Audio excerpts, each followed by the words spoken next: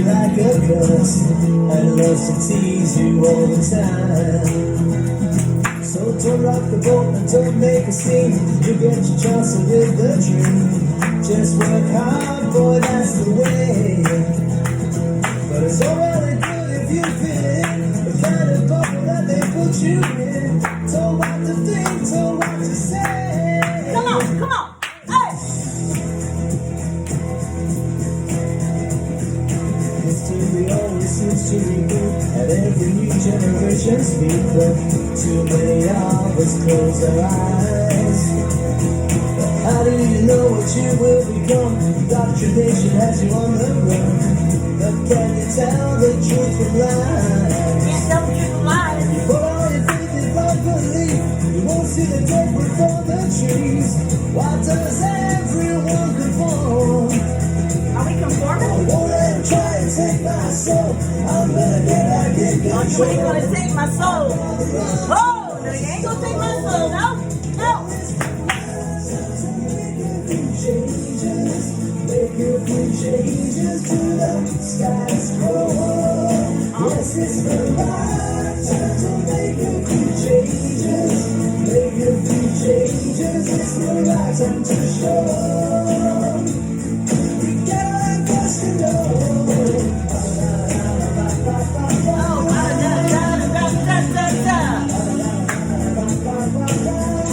Oh, what do we really know about the status quo?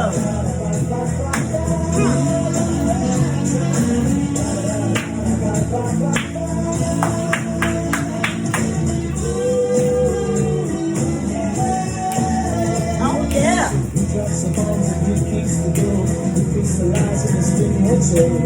Why should you make some sacrifice? Hey, they got your name, you know where you live. They'll find new ways to make you live.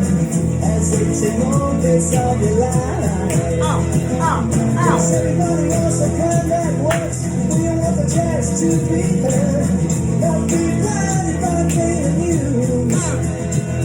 It's how when you want to stand your ground. When you see the flood walls coming down. Before you drown, you gotta know. We gotta stand our ground. Hey! Time to make a few changes. Make a few changes to the status quo. Yes, it's the right time to make a few changes. So changes, it's the right time to show. You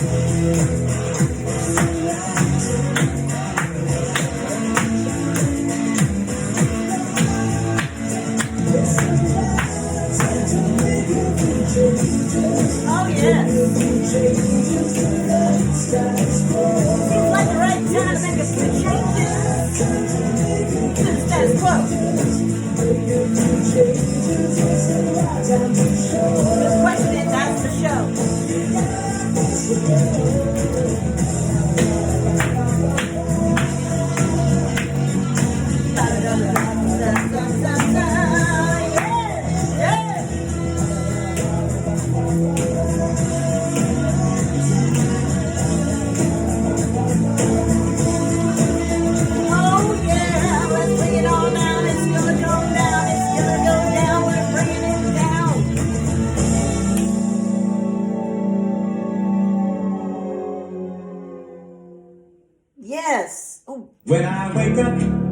Well, I know I'm gonna be the one. Yes, yes, yes. That was a song by Mark Tewksbury, I believe is how you say his name, called Status Quo. Those little nuggets are in the verbiage that is always accompanying the weekly wrap-up, along with the lyrics, along with links where you can find the weekly wrap-up and other information pertaining to my SutterGirl self. If you so are looking to explore it, it is there for you, but I would strongly recommend that you go to Spotify, search for the weekly wrap-up playlist, and take another listen to that song and the lyrics in the event that it was not fully amplified for you in this experience here. Very poignant lyrics, I guess is the way to put it. And it's a nice little happy kind of, it's a nice little tune. It's got a good beat to it. It's worth hearing again. But even more into focusing totally on the lyrics and hearing them at your best ability to do so. So check it out. Check it out. Happy Friday. I'd say happy whatever day. If we weren't doing this on Friday, I'd say happy Tuesday. I don't discriminate against days that end in Y. Lots of us do. I think Monday gets a bad rap. Every time we turn around, Monday becomes Friday pretty quick. So we just need to be thankful that we are living life every day, that the good Lord wakes us back up and gets us vertical, and that we're vertical. And if we are feeling well, to really take full, have full gratitude about that. Yes, every day that ends in Y. All right. So I hope you have had a fantastic week, have broadened your horizons, have positively impacted those that you have connected with, whether it's in the grocery store, with a stranger you've never seen before, or with folks that you see on a daily basis, whether that's through a video screen or happen to actually get to see them in person. I hope that has been true for you. Today's weekly wrap-up is entitled, Should We Be Asking a Lot More Questions Before We Rush Into Getting Any Kind of Vaccination? Let me repeat that. Today's weekly wrap-up is entitled, Should we be asking a lot more questions before we rush into getting any kind of vaccination? Let's do this.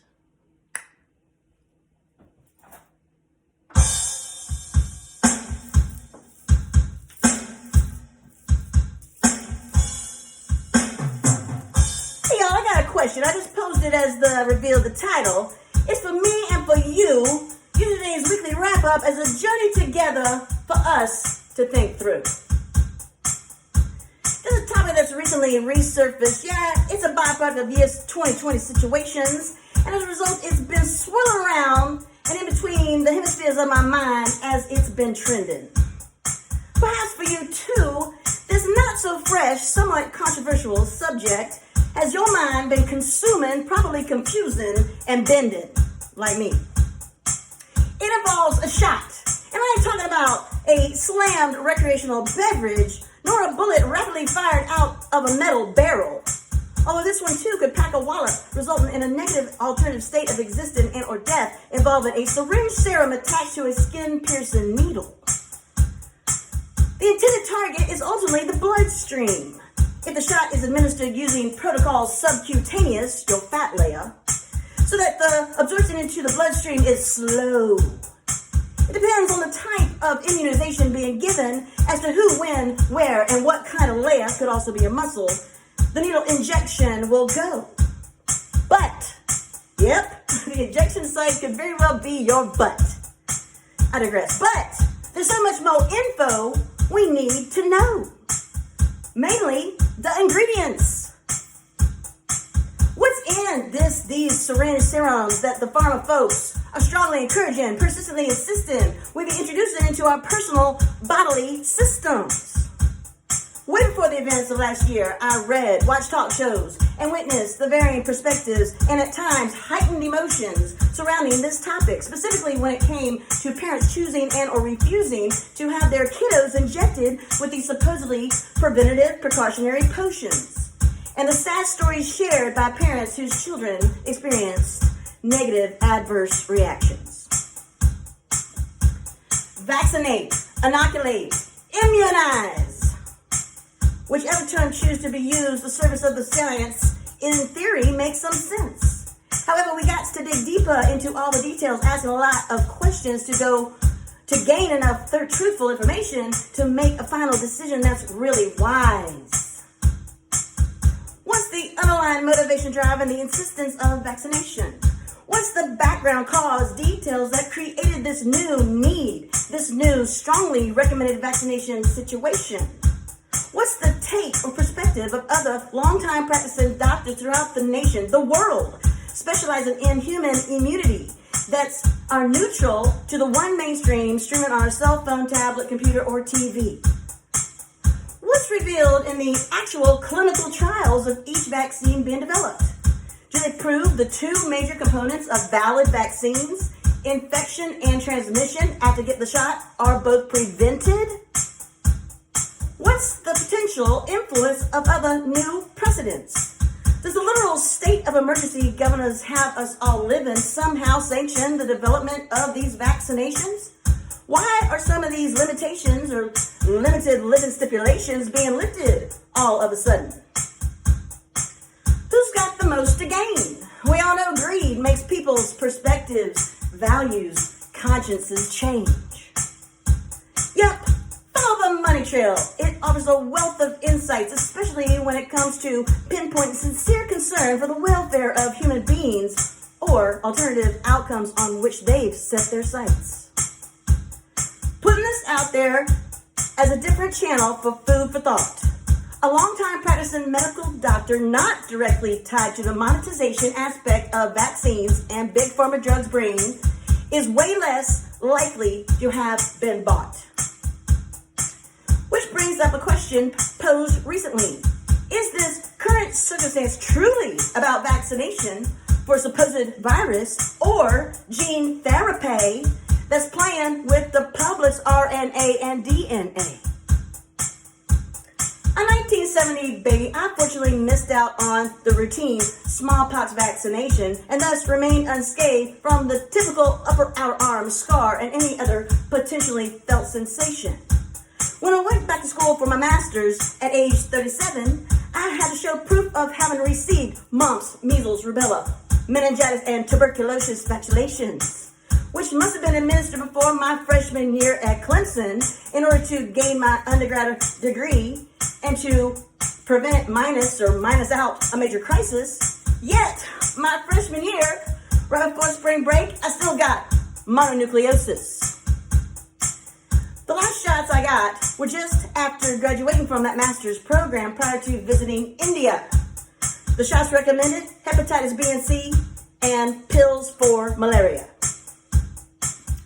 While I'm not one to love a shot in the arm or elsewhere, I didn't question getting them based on them being years past proven viruses and having undergone unadulterated clinical trials along with a strong recommendation pertaining to traveling these specific miles.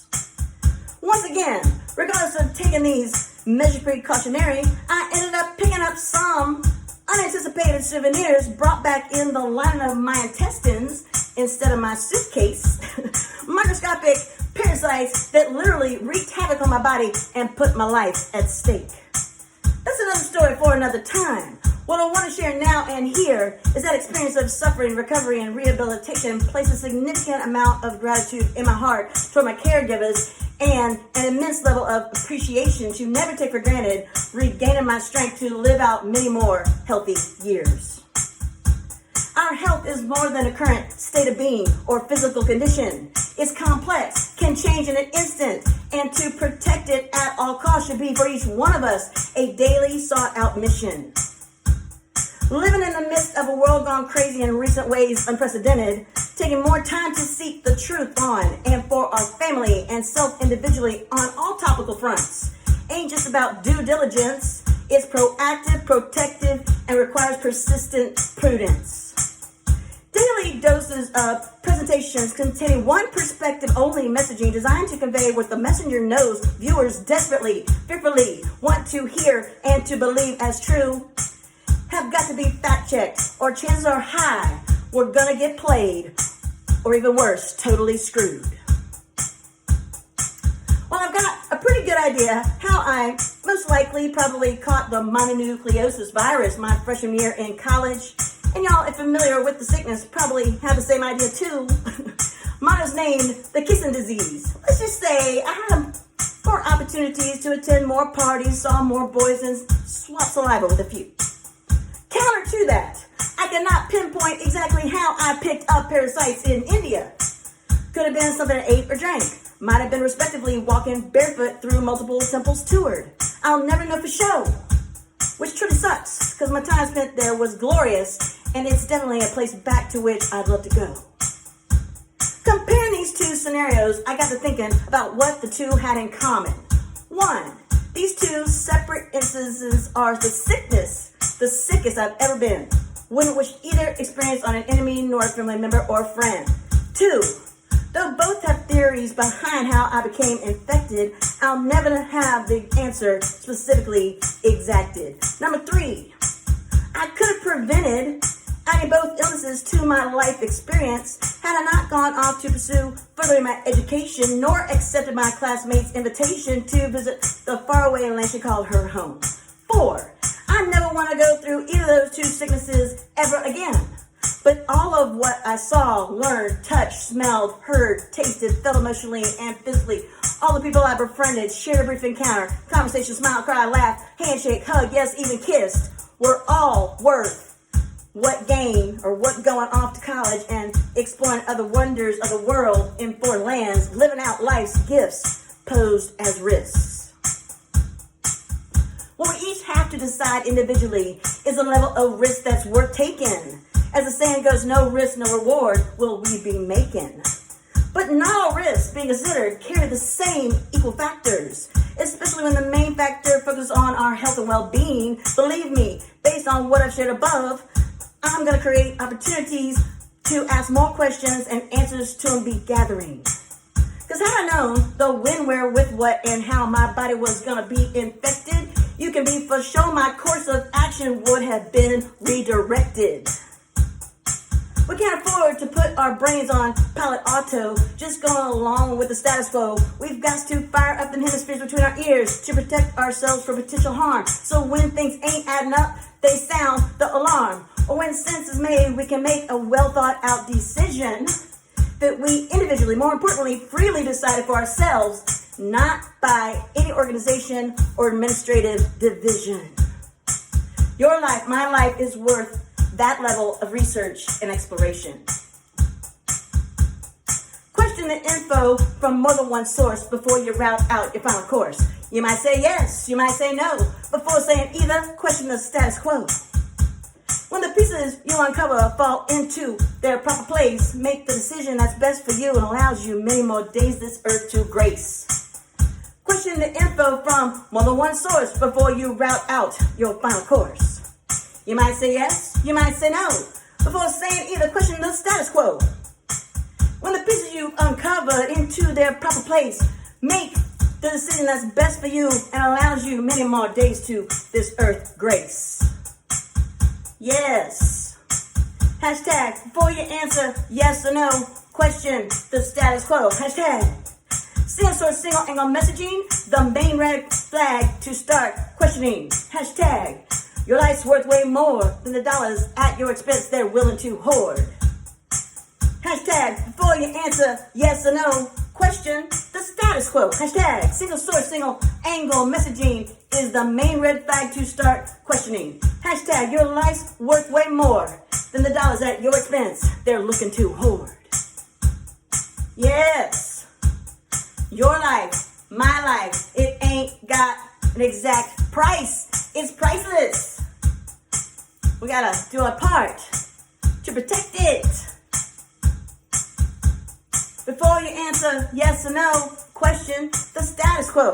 Single source answering, single angle messaging that made red flag to start questioning. Your life, my life's worth way more. That at your expense, the dollars they're wanting to hoard. Yes. Things to think about. Don't just go with the status quo. Don't just go with the status quo. Dig down deep and get more info. And that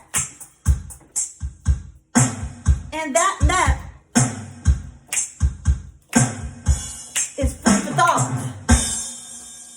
And this weekly wrap-up's wrap. If you're looking for some references on this particular topic that I'm exploring and have invited you to explore with me, I have put some references in with the verbiage that always accompanies this weekly wrap-up. So in this instance, I have also put in definitions for vaccine, vaccination, vaccinate, inoculate, inoculation, immunization, immunize, how all those things are defined, because they're banking on us going on what we have inferred into what vaccine means. I also did put a link to an interesting interview with a Dr. David Martin that will lead you to other references and resources on this topic should you be looking for information to make these important decisions for yourself. So just know there are some links that you can click on and go to and get you digging for that info. So again, you can come up with your yes or no because you questioned the status quo. Have a fantastic rest of your Friday, your weekend, and until our paths cross again, stay strong and share your strengths. Later.